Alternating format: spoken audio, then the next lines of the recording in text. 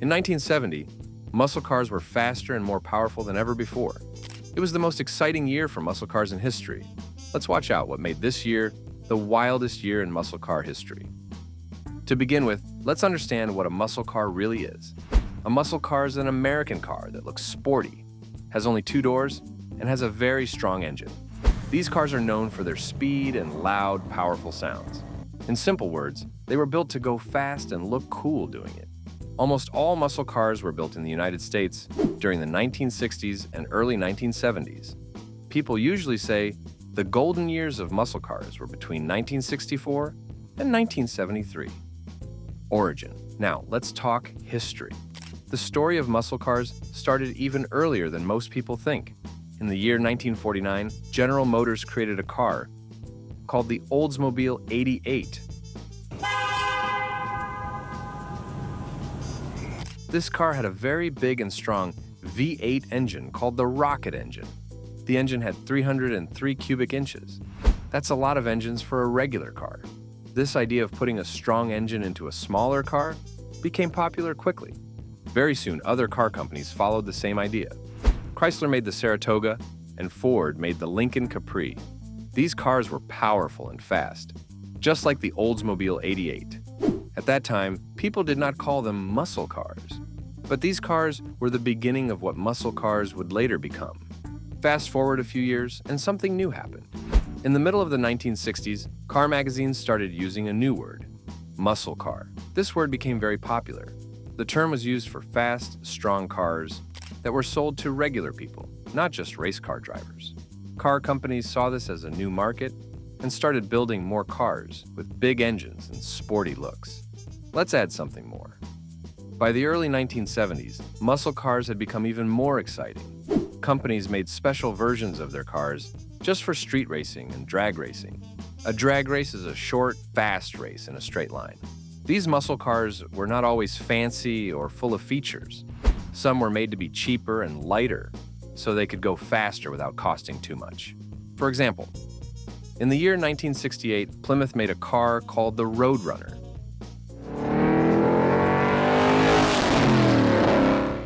It had a powerful engine but was very simple inside. The Roadrunner, along with the Dodge Super Bee, showed that fast cars could also be affordable. These cars were made to compete with fancier and more expensive cars, like the Pontiac GTO, Chevrolet Chevel, Buick Grand Sport, Oldsmobile 442, and Mercury Cyclone. Even though they didn't have as many fancy details, they were just as fast, or even faster. Before people used the word muscle car, they used another term, supercar. But this word had a different meaning than it does today. Today, a supercar is a very expensive, fancy, and rare car, often from Europe. But back in the 1950s and 60s, a supercar in America was a regular car with a super strong engine and a lot of speed. Let's go back to the year 1957. That's when a car called the Rambler Rebel came out.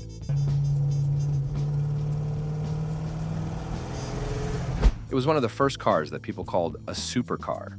It was small, lightweight, and had a strong engine. Later, other cars were called supercars too, like the Pontiac GTO and the American Motors SC Rambler. Car magazines like Car Life and Car and Driver used the term supercar for these fast cars. At one point in the 1960s, all 4 big car makers in the United States were building supercars. These included General Motors, Ford, Chrysler, and American Motors. Each company wanted to create the fastest, best-looking car. They made special models just for speed. Some were even sold at lower prices to bring in younger drivers who loved racing on the streets. Even though muscle cars and supercars were not always the same, they both shared one big idea: to build a powerful, fast car that regular people could buy.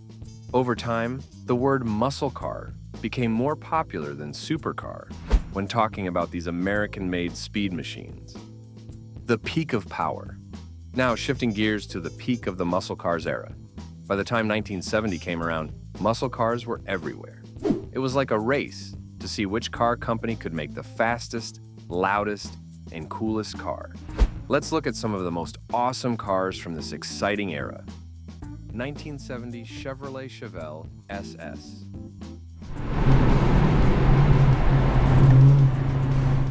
Let's start with one of the most powerful cars of the time. The 1970 Chevrolet Chevel SS was a car that showed everyone how strong a muscle car could be. This car came with a huge 454 cubic inch V8 engine. That's a really big engine for a car that you could buy right off the lot. It had 500 pound-feet of torque and 450 horsepower. That much power helped the Chevel SS go from 0 to 60 miles per hour in just 5 seconds. It could drive a quarter mile in just over 13 seconds and reach a top speed of 142 miles per hour. What made this car extra cool was how it looked. The Chevel SS had a wide body, strong curves, and a mean front end. People loved it for how it sounded, how it looked, and how fast it could go. While the Camaro was the more famous Chevrolet car, the Chevel SS still earned its place as one of the greatest muscle cars ever made. 1970 AMC Rebel The Machine.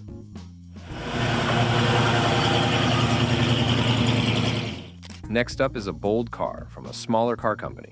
In 1970, American Motors made a muscle car called the Rebel The Machine. This car did not come from one of the big three car companies, but it still packed a punch. It had a 390 cubic inch V8 engine. This engine made 340 horsepower. That might be a smaller number than the Chevel SS, but the Rebel The Machine still gave drivers a big thrill. It could go from 0 to 60 miles per hour in 6.8 seconds. It ran the quarter mile in 14.4 seconds and could reach 99 miles per hour. The Rebel looked different too. It had a bright red, white, and blue paint job that made it stand out on the road. It was made for drivers who wanted something special, something that wasn't like every other muscle car. The name The Machine showed that this car was made for serious speed. 1970 Plymouth GTX 440.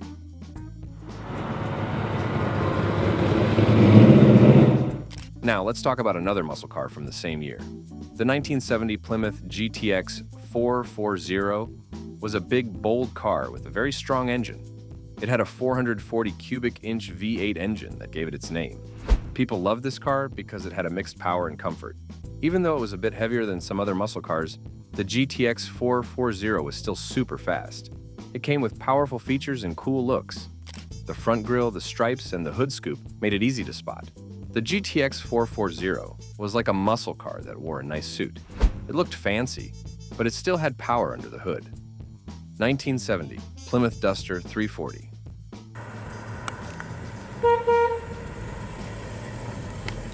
On top of that, for kids and adults who liked speed but didn't want to spend too much money, Plymouth made the Duster.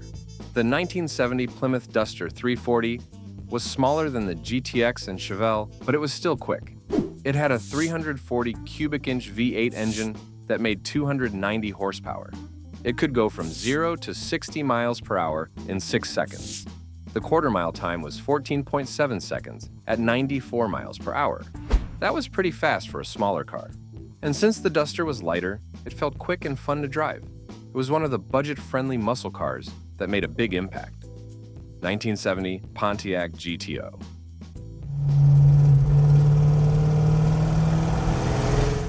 Let's not forget about the car that many people say started the muscle car craze. The Pontiac GTO had been around since 1964, but by 1970, it had become one of the most famous muscle cars in America.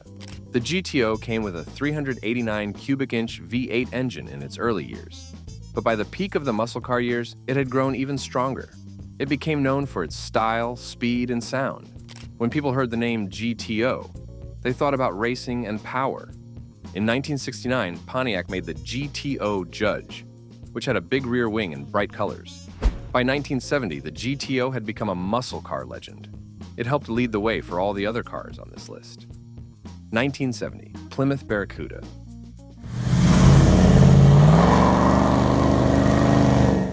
On the list of iconic cars, another super cool car was the 1970 Plymouth Barracuda.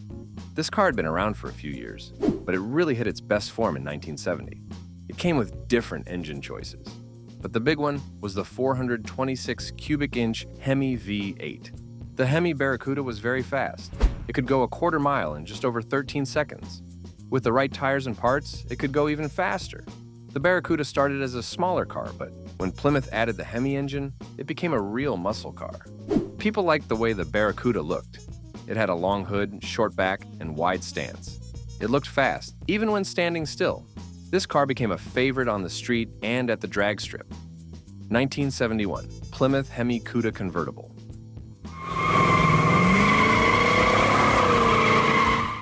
Right after the wild year of 1970 came a car that was even more special. The 1971 Plymouth Hemi Cuda convertible was not just fast, it was also super rare. Plymouth only made 13 of them, which makes this car very hard to find today. This Hemi Cuda had a 426 cubic inch V8 engine. It made 425 horsepower and had 490 pound-feet of torque. That helped it go from 0 to 60 miles per hour in 5.3 seconds. It had a top speed of 150 miles per hour. Even though it came out just after 1970, it was built during the same muscle car excitement. Its good looks and strong engine made it one of the coolest cars ever made. 1973 Detomaso Panta.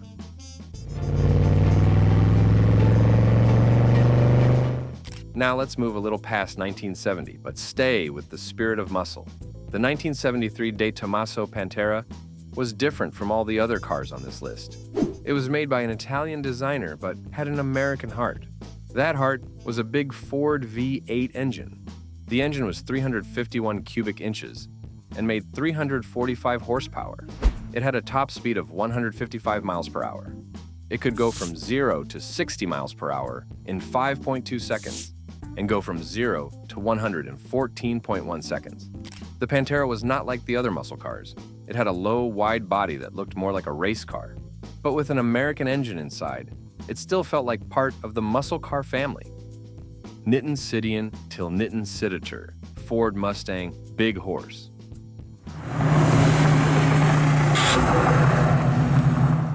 Ford did not stay back in this muscle cars war. Mustang that grew up in a big way.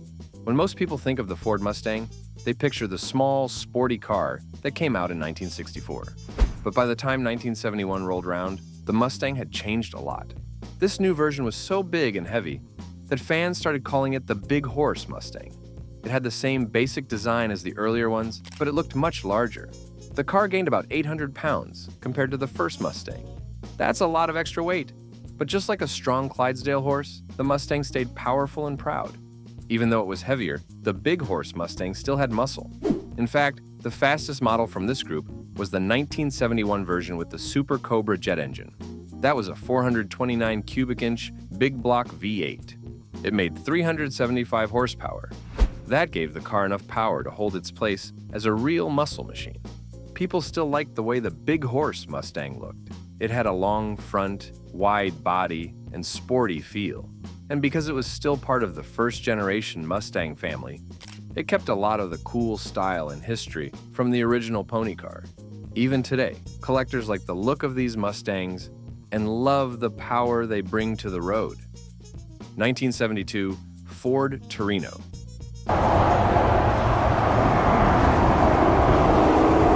Now, let's talk about one more marvel by Ford to stay in the top line of this era. This car that looked like it came from a jet plane.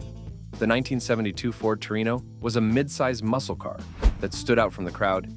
Even though it wasn't the top choice for all drivers, it was very popular with the race fans, especially in NASCAR. By this time, the Torino wasn't as powerful as it had been in the late 1960s. Back then, it came with a 428 cubic inch Super Cobra jet engine that made 335 horsepower. But in 1972, the strongest engine you could get was the 351 cubic inch Cleveland V8. That engine made 248 horsepower. Even though the power was a little lower, the 1972 Torino had something else going for it: style. This version had a one-of-a-kind front end that looked like the air intake on a fighter jet. That made the car look fast, even when it wasn't moving. This special grille only came on the 1972 model, which makes it rare and special today. The Torino may not have been the fastest muscle car, but it still looked great and had plenty of fans. Its sharp lines and bold face helped it earn a place among the best muscle cars of the early 1970s. Muscle car culture in the 1970s. Let's push forward. As the 1970s rolled on, things started to change, but muscle car fans were still excited. To begin with, the muscle car craze did not die right away. In fact, it stayed strong for a few more years. Even with new problems like stricter emissions rules, higher insurance costs, and gas shortages, fans kept buying and driving fast cars. These powerful machines were more than just vehicles. They were symbols of freedom, fun, and style.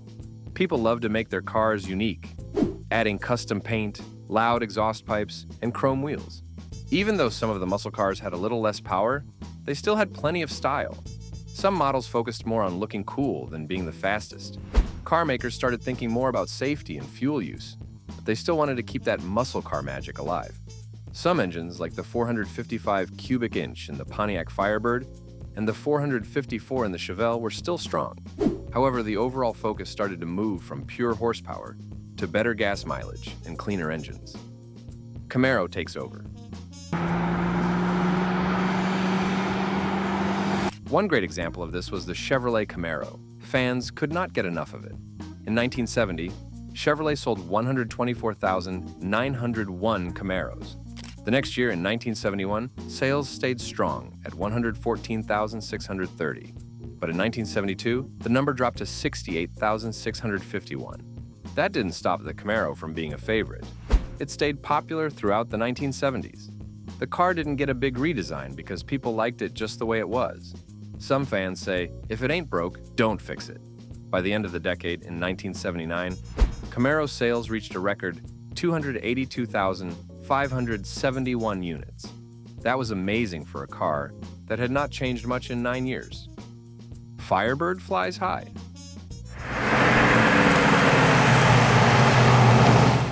Right along with the Camaro was the Pontiac Firebird. Even though it did not sell as many units, it was still super cool. The Firebird was actually pretty much the same car as the Camaro, just with a different name and look. It stayed in production all through the 1970s and kept a lot of fans happy.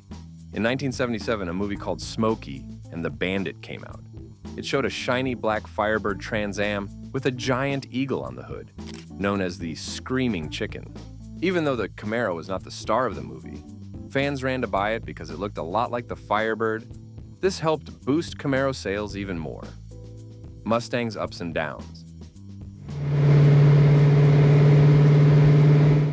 Now, let's look at the Ford Mustang. It started strong, and many people still think of it as the original pony car.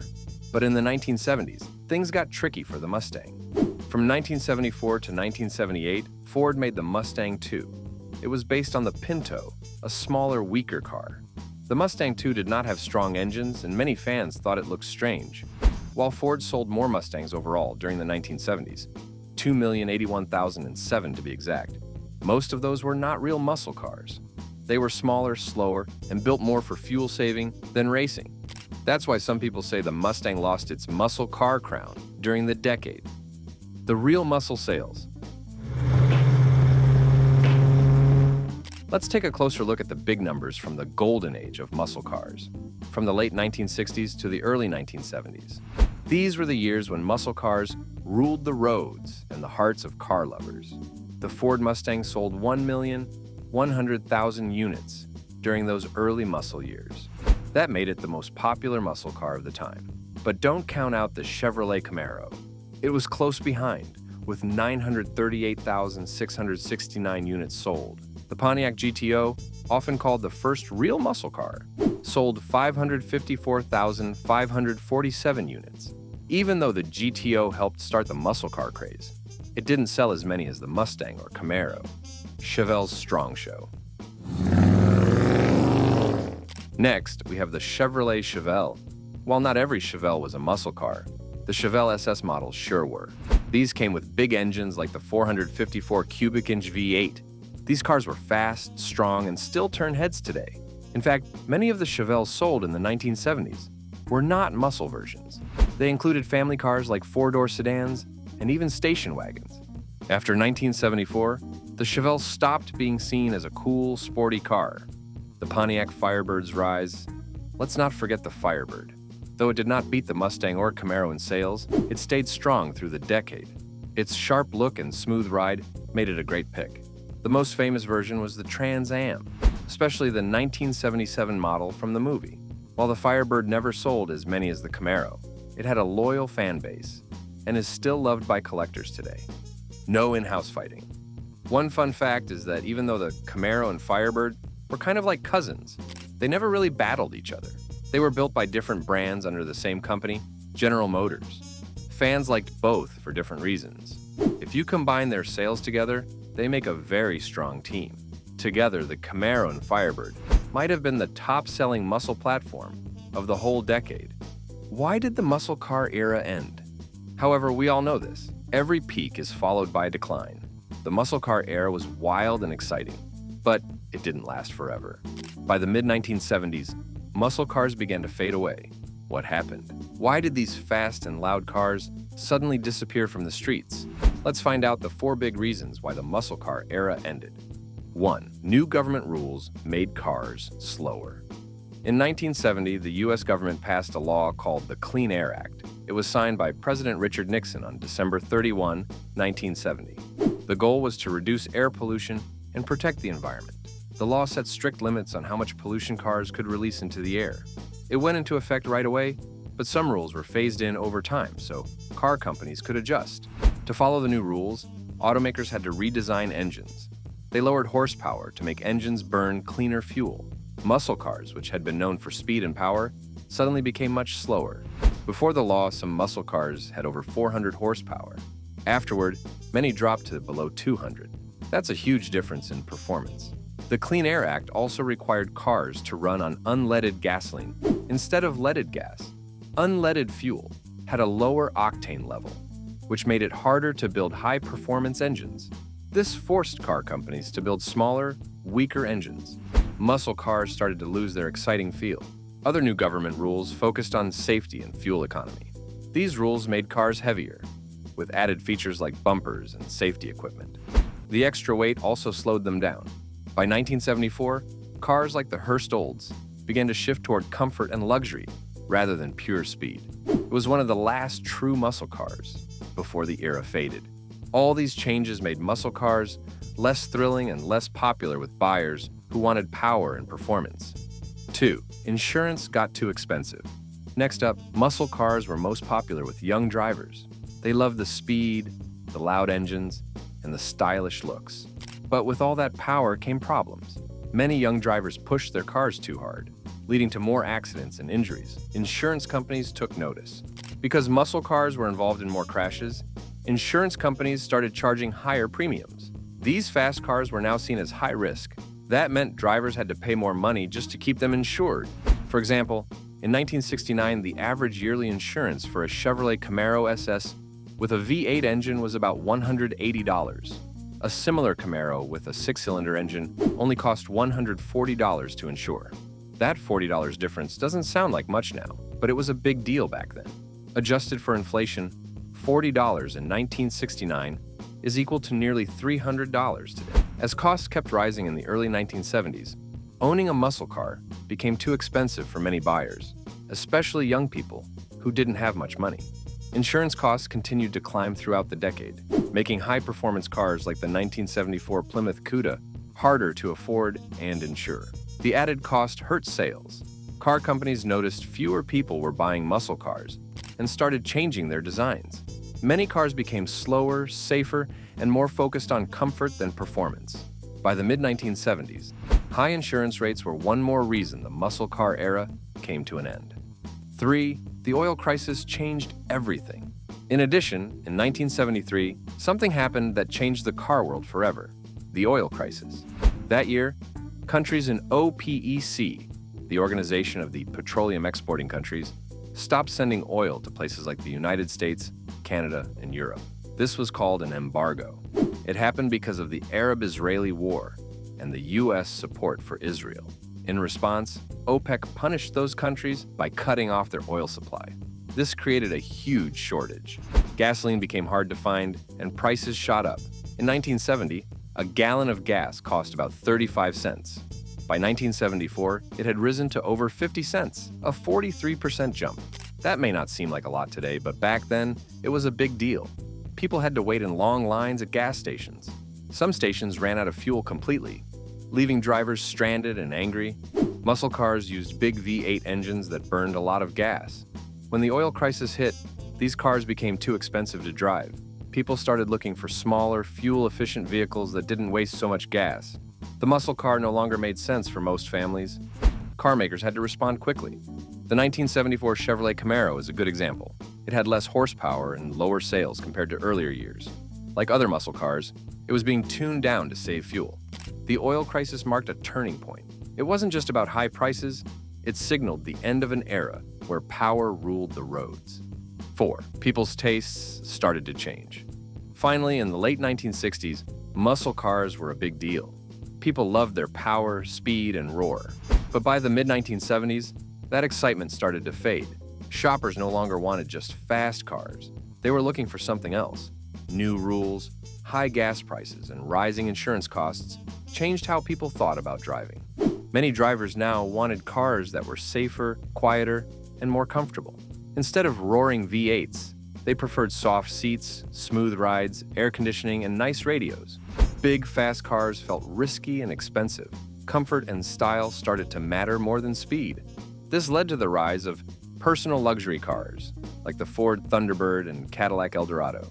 These vehicles looked fancy, drove smoothly, and had lots of features made for comfort, not performance.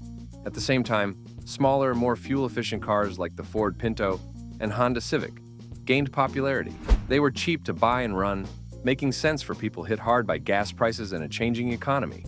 Even muscle car models had to change. The 1974 Dodge Charger and Chevrolet Camaro were redesigned to meet new emission standards and appeal to new tastes. Engines were smaller and horsepower dropped.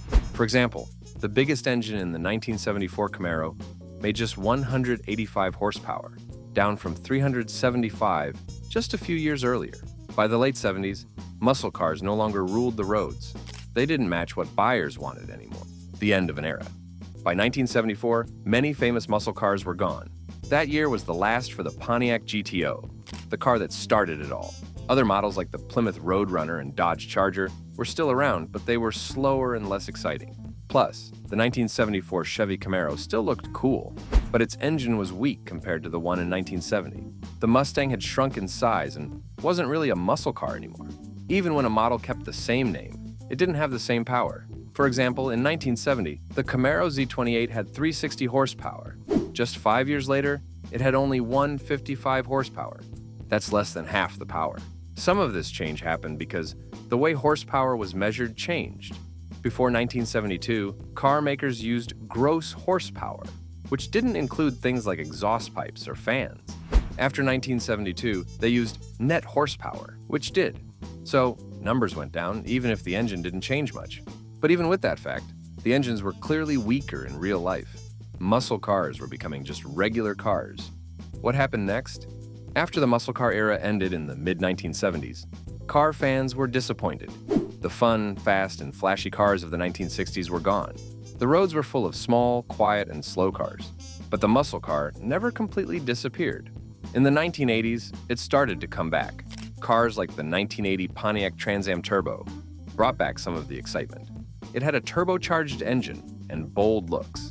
The 1987 Buick Grand National GNX looked mean and had serious power. And the 1987 Ford Mustang GT helped save the Mustang from being canceled. Car makers had learned how to make powerful engines again, this time within the new rules. Why do 1970s muscle cars still matter? Even though the muscle car era ended in the mid-1970s, muscle cars are still very important today. First of all, muscle cars have a timeless style. Look at a 1969 Dodge Charger or a 1970 Chevy Chevel SS. They have long hoods, wide bodies, and bold grills. These cars stand out in any crowd. Their look tells everyone they are powerful and fast, even when parked. This style is not just cool, it is iconic. Muscle cars have a design that many other cars try to copy, but can never match. Next, muscle cars have raw, unfiltered power. Cars today can be fast, but muscle cars deliver power in a unique way. When you hear a big block V8 engine roar, it is like music to car fans. The feeling of being pushed back in your seat by the engine's torque is hard to beat. Muscle cars use simple carbureted engines that make the driving experience exciting and real. That's why muscle cars like the Dodge Charger, Chevy Chevelle, and Camaro are still so fun to drive. Then, muscle cars hold a special place in American culture. These cars are more than just metal and wheels. They are part of stories and movies.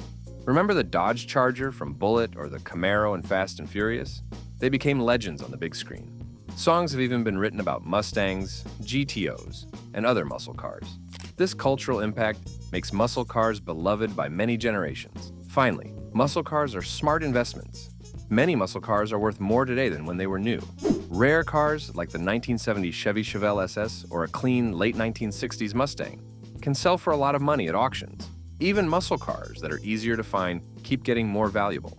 People know these cars are treasures, so they buy them not just to drive, but to keep safe and watch their value grow. Driving forces behind the domination of the classic muscle car market.